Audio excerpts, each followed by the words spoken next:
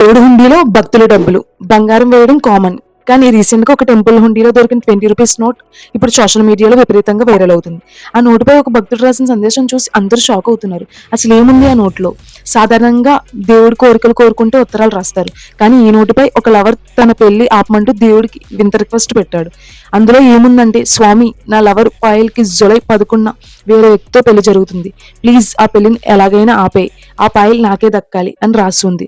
అంతేకాదు, ఆ పెళ్లి ఆపితే దేవుడికి భారీగా కానుకలు సమర్పిస్తానని, లేదంటే తన ప్రాణాలను తీసుకుంటానని కూడా నోట్పై రాసి ఉంది. హుండీ కానుకలు లెక్కిస్తున్న టైంలో పూజారులు ఈ నోట్ దొరకడంతో వాళ్ళు దీన్ని ఫోటో తీసి సోషల్ మీడియాలో పెట్టారు. అంతే, అది కాస్త క్షణాల్లో ట్రెండింగ్ వచ్చేసింది.